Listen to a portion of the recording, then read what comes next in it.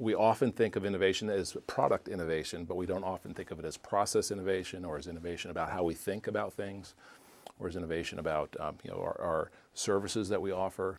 And so really there's 6 types of constraints. And so what I have done is let me just give you the overall picture, then I'll go into a little bit of detail.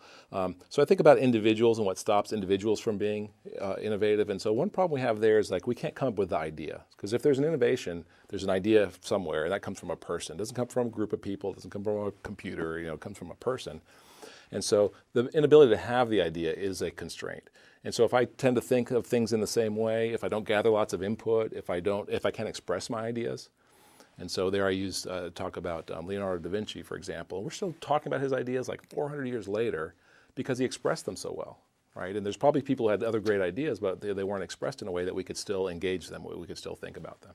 So that's the individual level. So we take individuals, and since no person is an island, we put people in groups, and we all work in groups and organizations.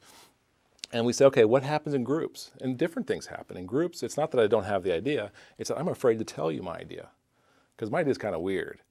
And it might violate some things that we think about ourselves or about the way this company works, and so I'm afraid to tell you. And if I don't tell you, it's dead, right? It has been stopped. And so we take individuals, put them in groups, and we take the groups and we put them in the organization, because an organization is composed of lots of groups, and we say, well, what happens there? There's really not as much emotion anymore, or is it like I'm afraid to say things. It could be that your organization is so big that you have this idea and you don't know where to take it, because or it could be that your organization has a strategy to do this, go this way, and your idea is to go that way. And so by all the way we think about business these days, you have to kill that idea, because it is inconsistent with where your strategy is. So we think we need to be aligned, we need to be on target. Also resources, organizations have resources which may or may not be available to support that idea. So it's not having the idea, it's not the group, it is resources and strategy things. Then I take the organization and say, well, how do organizations hang out as they do as an industry? In an industry, we have markets, right? The place we sell things, we have expectations of what we call sort of state of the art, like all computers use the same keyboard.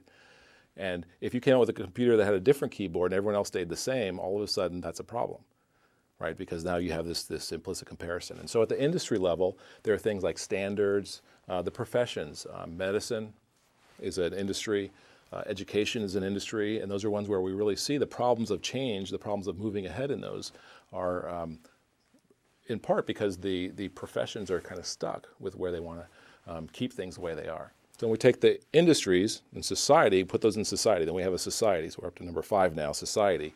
And society has ideas about what we aspire to and what it means to be safe and to be a people. And so we have things called laws, right? And we have things called morals, and we have ethical values. And it could be that you have this idea that's very innovative, but it violates one of those things. For example, in the book I use the example of human cloning. And that human cloning, someone announced that they had made this great insight and was able to clone a human. And all of a sudden society comes out and says, oh my gosh, what are you doing? Like stop immediately. And so there was for human cloning itself, the United Nations came out, there's a resolution. Most of the states passed resolutions. The United States government passed a resolution. The Roman Catholic Church came out. There was an Islamic fatwa issued against it. Everyone came out unequivocally, you can't do this. This is wrong. And so basically that shuts that down. So that's another way of stopping. And then finally, at the top, or think of it at the bottom, the thing has to work, right? So there's technology. And so if it works, it's a contender, but if it doesn't work, it's a problem. And sometimes it's hard to get things to work. If you have a body and you're doing brain surgery on it, it's hard to keep it alive. Right? You have to do that. And so it can be the problem of innovation. And so for any problem that you have to sort of pass your attention through each one of these and say, okay, which one of these things is really going to stop it? In many organizations I work with, the problem is the boss's idea is a good idea and everyone else's idea stinks. And when I'm in a meeting, I'm afraid to say my idea, which stops it, right? And so if I say my idea, it gets criticized, which makes me look dumb, which I don't want to do, so I don't say it. Just preemptively not saying it because I don't want to look dumb. And so in different situations, it's different one of those things that's going to stop you. And the choice that you can create is just by saying, is this the best idea I could have? That's the individual. Am I afraid to tell this to people? Do we have a culture in which we can share ideas and challenge each other? That's a group thing. is this consistent with what my organization is trying to do, either in terms of its resource or in terms of its strategy?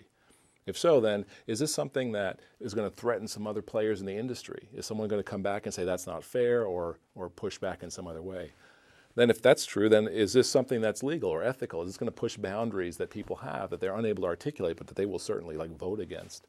And then finally, is this something, can I do it? Can I actually be done physically in the world? And by asking those simple questions there, I think you sort of passed your attention through the dominant constraints, the big types of constraints that pretty much stop most ideas. This idea of creative people must be stopped, that's the way the world behaves. And so if you have an idea, it's like the world is going to militate against you. It's going to try to kill your idea. And so creative people must be stopped is like the warning you should write on your mirror. Like, you go in the mirror and it says, I am a strong person. It should say, creative people must be stopped because they're after you. Not really after you, but there are many ways at which your idea is going to get stopped.